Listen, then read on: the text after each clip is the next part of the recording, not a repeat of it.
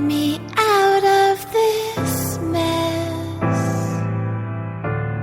Gonna fly me so high I can go at top speed. At least I can try. At least I can try. It's all been too much. Can't make sense anymore. Clearly a bad joke. With me down on the floor. With me down on the floor.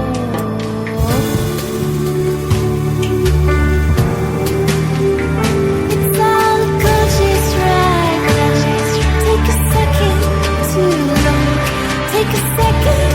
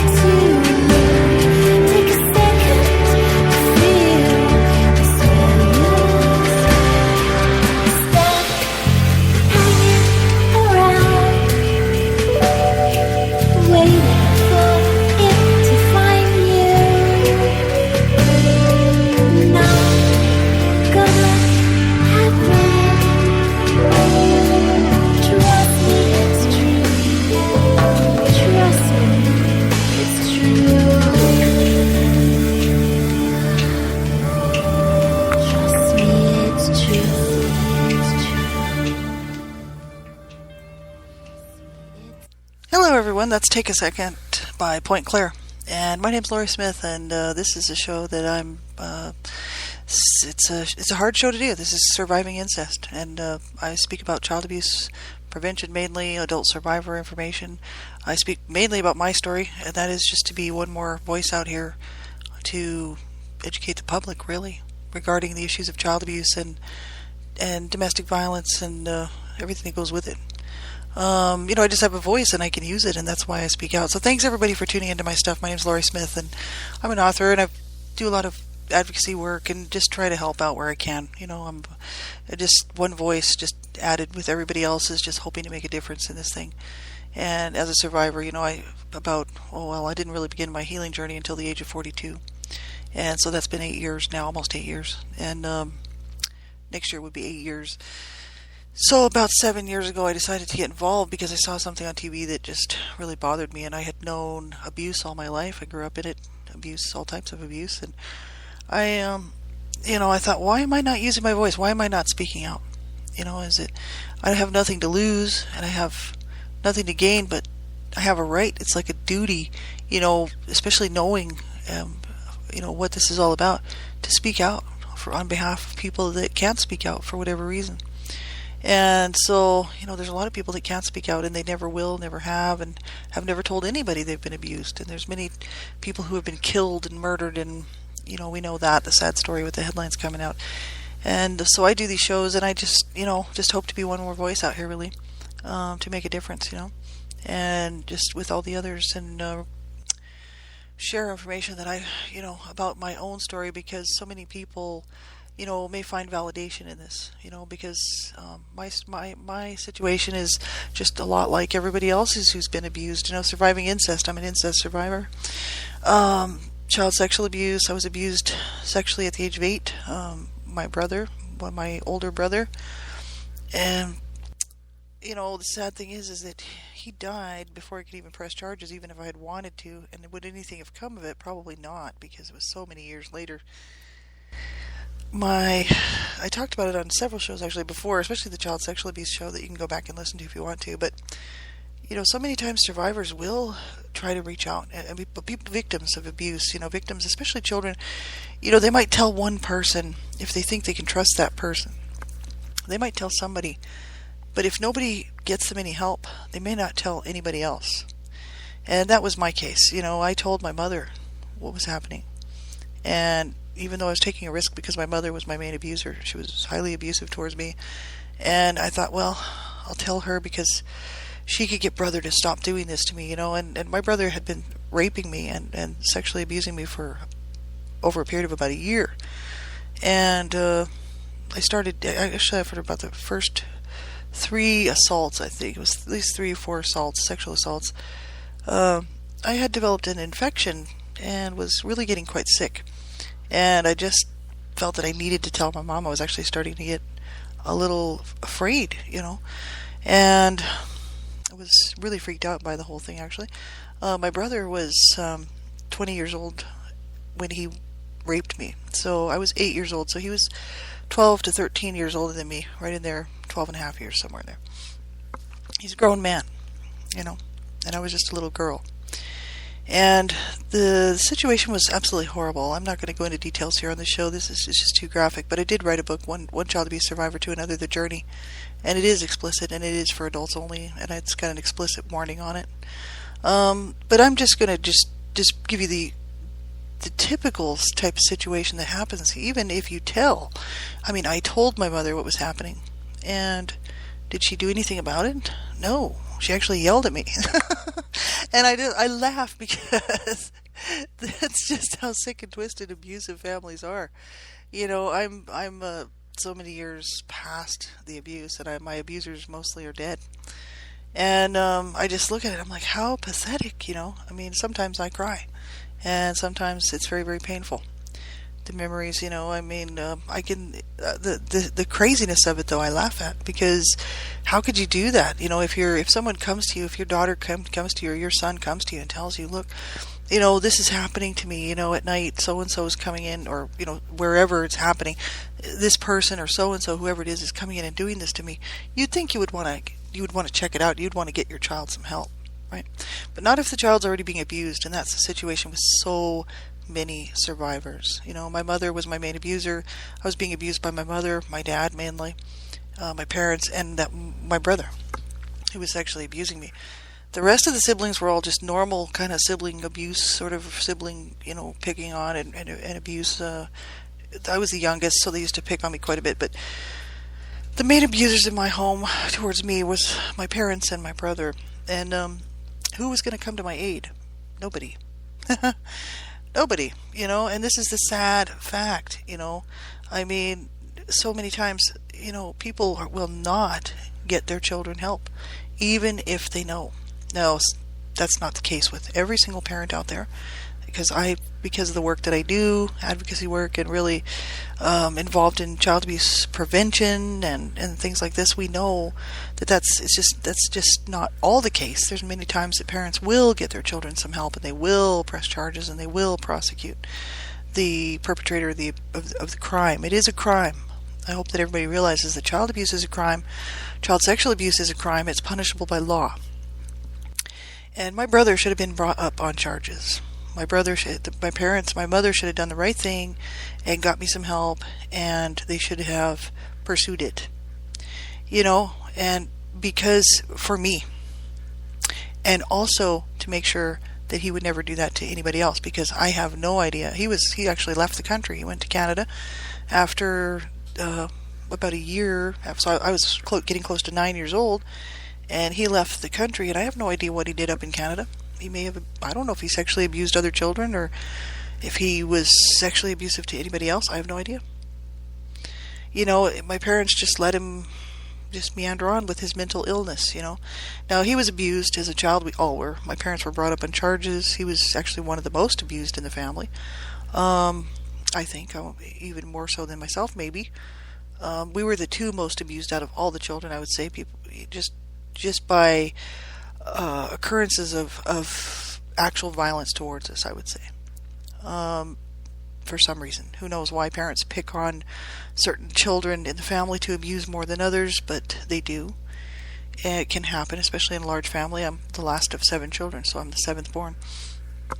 And, all of us were abused. And it's just that some of it was a bit more severe. And I know my brother's case was severe because my dad was actually, that's when my parents were brought up on charges. Because my brother, the one that sexually abused me, was abused horrifically by my dad, especially by my dad, and had gone to school all beat up, and the teachers actually noticed it and got the authorities involved, and said he was afraid to go home, and the police were involved, and my parents had to go to court. My parents were both busted on child abuse charges.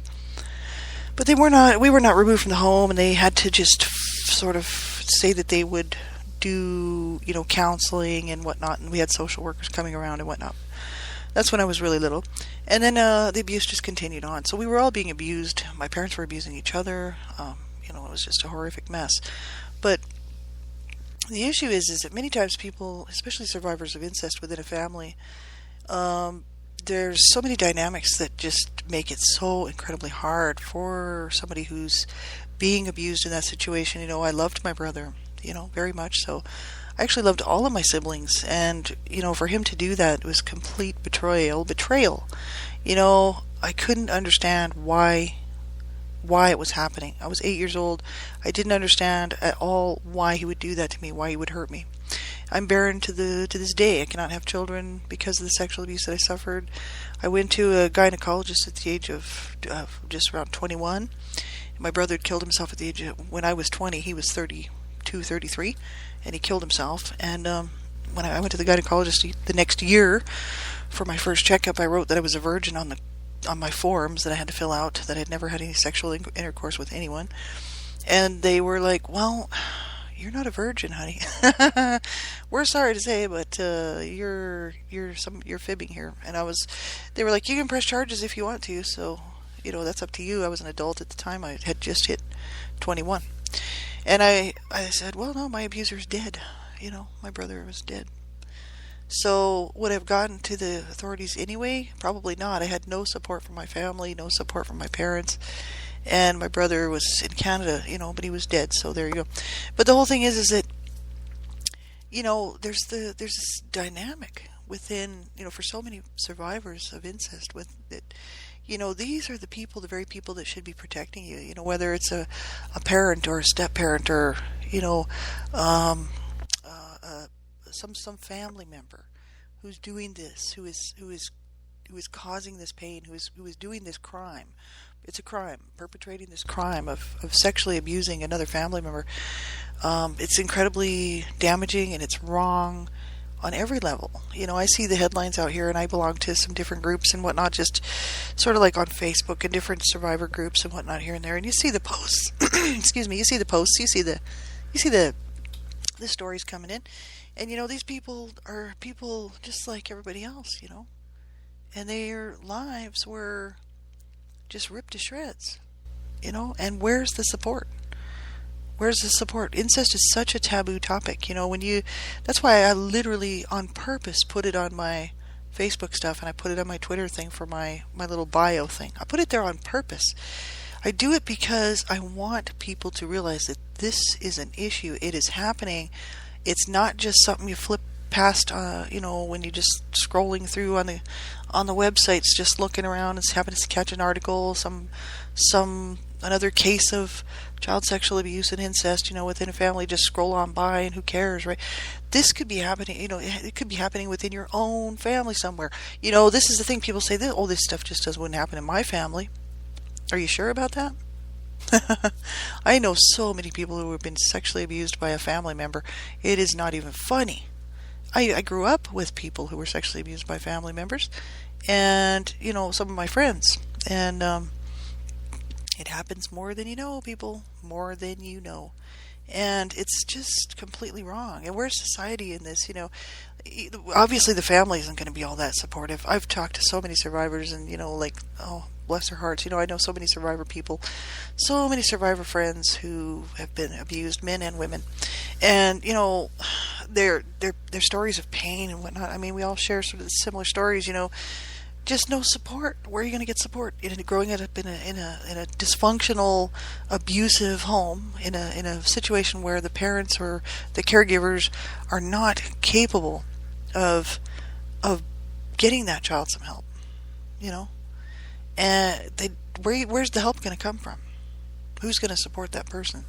It's very rare that you see it's more rare than it is common that children get help. It's a rare thing when a parent will actually step up to the plate and do the right thing. And I was, really, commend people who do that, because, my own mother just yelled at me and pushed me away. She kind of made me back up because I thought she was going to hit me, because my mother was always hitting me, or at least threatening to. If she wasn't hitting me, she was threatening to hit me. So I had to always be a little leery of being arm's length away from her. So I thought she was going to hit me. And I just kind of backed off, and she was just like, that's not my problem, that's your problem. And I told her, well, what am I supposed to do? Like, what am I supposed to do? And she's like, just wrap yourself up like a mummy at night when you go to bed. That was her answer to the whole thing. She knew. She was 2 rooms down when this was going on. I think back about the nightmare that I went through, and I think of all these children out here today, who are suffering this, and this is so incredibly wrong. And where's the support? I told my sister, where's the support? I actually cut her out of my life because she's too toxic. We're too toxic with each other. But mainly, I'm on my healing journey. She's not. She's in denial. I'm not. And so, it just doesn't work. I love her dearly, but, I only have a couple siblings left. And where's the support? I mean, I told my dad, my abuser dad, because I wrote a book, A Life of Death Redemption, and I told him, I said, you knew what mother was doing. You knew what mom was doing. I used to call her mom, mostly mom. But I said, you knew what mom was doing to me. You know what she was doing. You know what you did. You know what she did to me. Beat the shit out of me. I mean, just on a regular basis. My mother wanted to kill me. She just hated my guts. And it's like, I said, you know what she did to me. You did nothing to stop it. You yourself were part of the problem. I said, and then you knew what your son did to me. I said, if you didn't, it's because you weren't paying attention. But my dad's mentally ill. So what are you going to do? People say, oh, well, you can't blame him. He's mentally ill. Well, that's kind of true. The guy is completely mentally ill, psychologically messed up.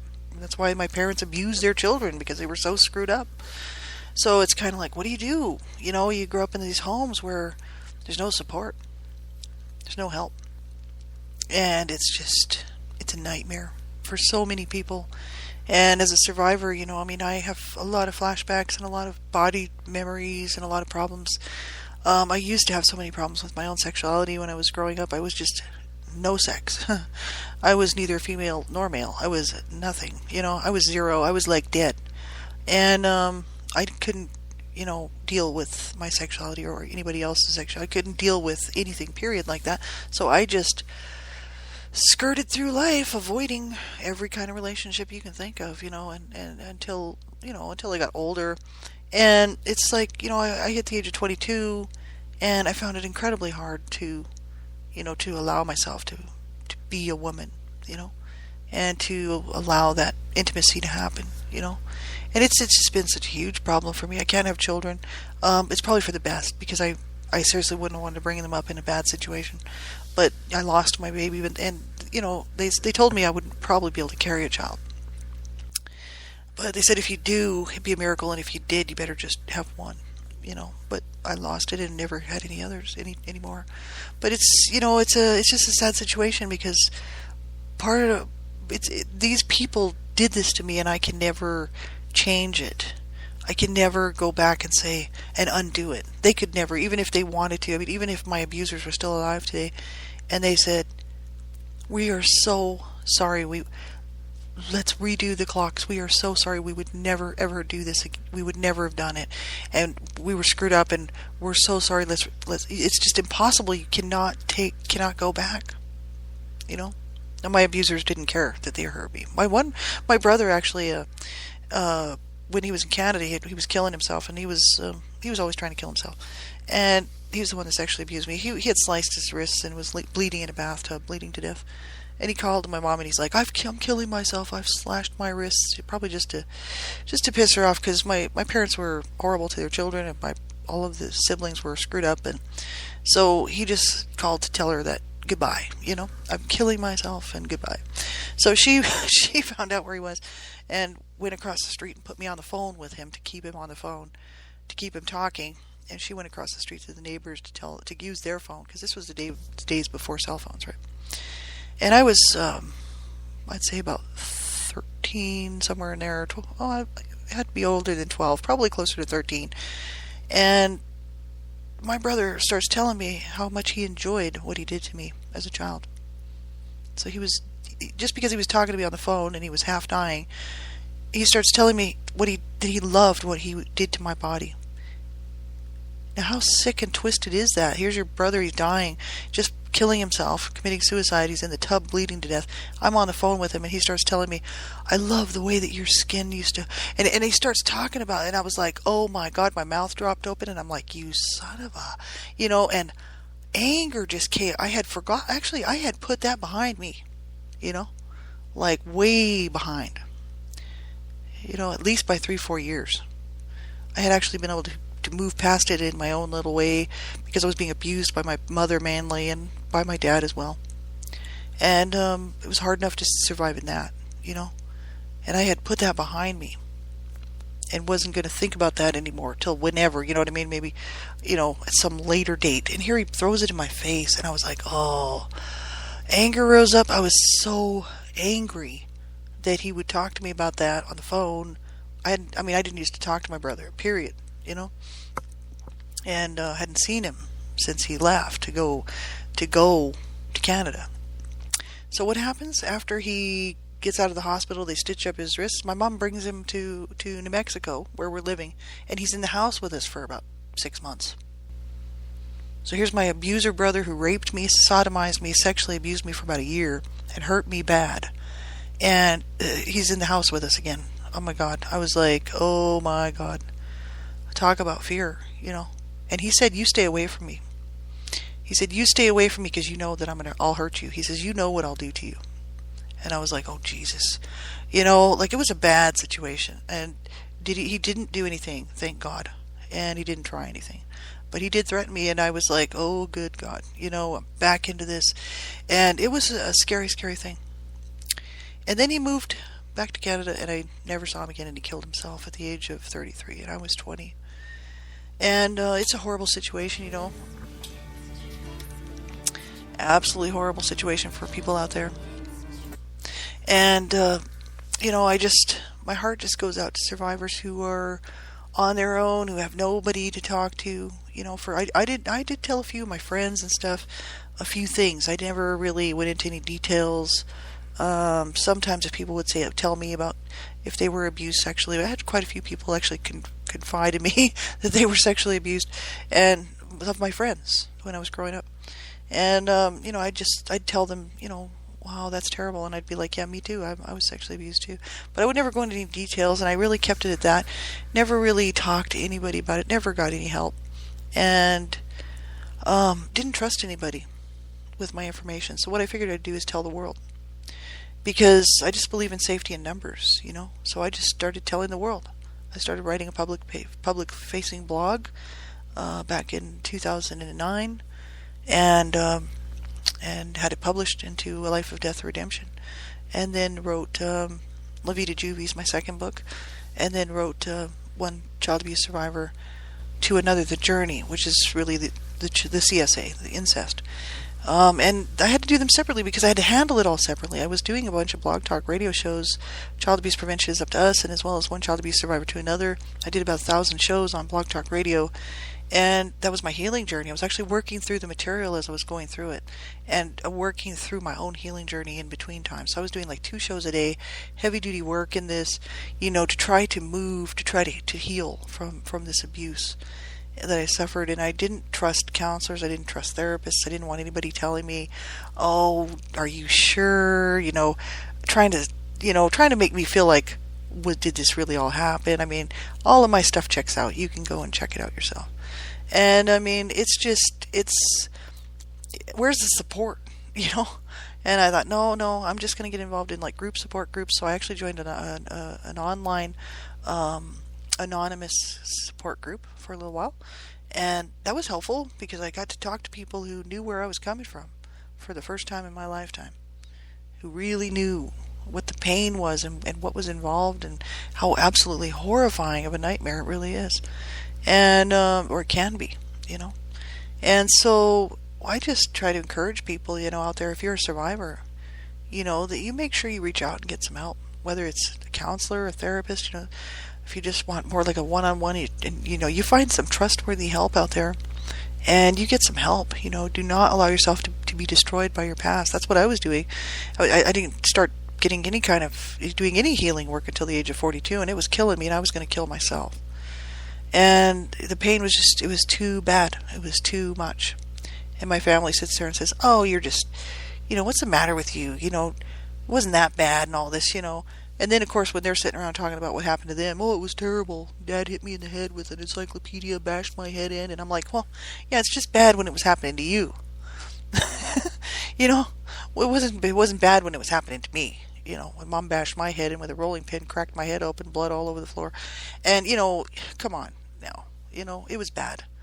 And where's the support? So I don't have, many times survivors will not find support within their families. And unfortunately, I would say start reaching out to some trustworthy people, get some help, whatever works for you. I like anonymous support groups myself. You don't have to give your name, and you can just talk to people who are there to help, and to help you provide resources, information that might help you along your journey. And do not ever give up. I was ready to give up so many times. I mean, I've seen so much misery and disgusting, painful situations with people, even friends. I was just wanting to give up. I was just so tired. And I'm so glad that I didn't give up. And that's why I do these shows, to try to be an encouragement to other people. If you call a crisis line if you have to. I don't care what you have to do. 2 of my brothers killed themselves. My mother was suicidal. My dad was suicidal. I had suicidal ideation. My sister was suicidal. It just ran in the family. We were all so incredibly twisted with evil and pain, And what I just tell people is, do not do that. You stick it out another day, like I did. And you do another day, and you do another day, and it's hard. And it doesn't matter, because it's just, you have to get to that point where you find that help. And you keep looking, and you keep looking, and you do not ever give up. Not ever. Because you need to win. You need to win this fight. That's what I have to say. God bless you all, and we'll talk to you soon.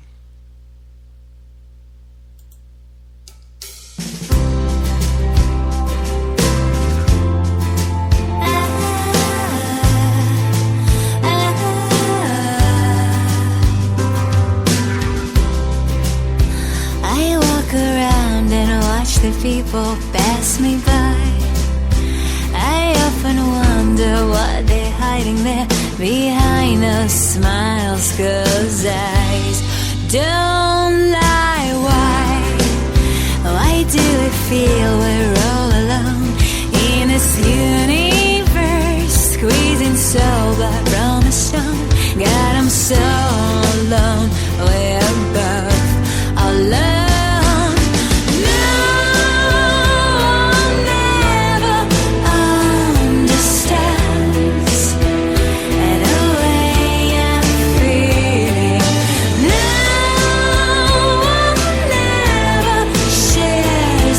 Pain.